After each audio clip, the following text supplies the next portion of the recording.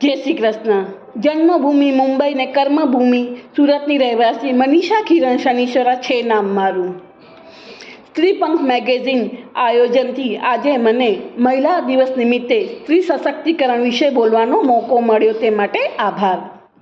કહેવાય છે ને, જ્યાં સ્ત્રીની પૂજા થાય છે ત્યાં દેવોનો વાસ હોય છે. નારી તું નારાયણીય નારદ મુનિ પણ તું પ્રેમનો સાગર ને પ્રેમની સરિતા પણ તું. જો કોઈ તને છંછેડે તો ઝેરીલી નાગણ પણ તું. જો હણાય તારું સ્વાભિમાન તો તું મહાકાલી પણ તું ને દુર્ગા પણ તું. સ્ત્રી એટલે વગર વાકે પિયરના લોકોનું ખરું ખોટું સાંભળનાર.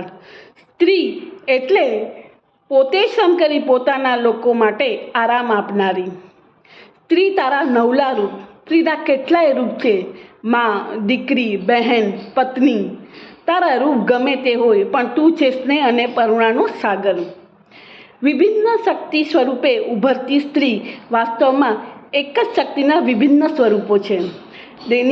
દરેકની પાછળ એક જ ઉર્જા કામ કરે છે. તે છે અપાર પ્રેમ, સ્નેહ, દયા, કરુણા, લજ્જા. આનાથી સ્ત્રીનું ઈશ્વરે કરેલું અદ્ભુત સર્જન છે.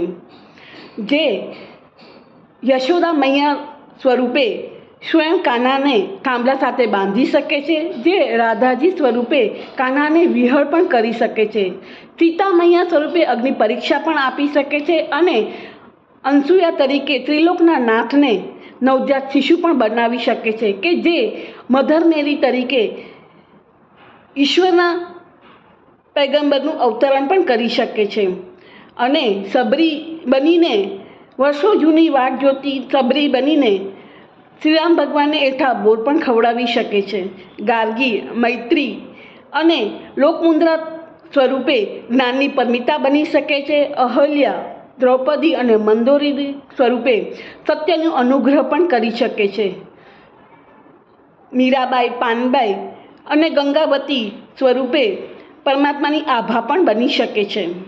જરૂર પડે તો કૌશલ્ય દેખાડવા માટે દુર્ગા અને લક્ષ્મીબાઈનું સ્વરૂપે અવતરણ કરી શકે છે.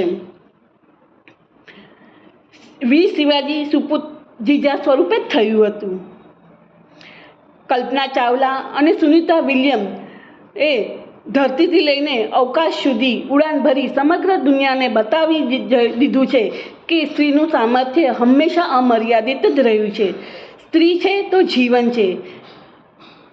સ્ત્રી ધીમે ધીમે શોષણના સમાજમાંથી મુક્ત થતાં શીખી ગયા છે અને પોતાની કાબેલિયત બતાવતા શીખી ગયા છે. સ્ત્રીનો જય જયકાર છે.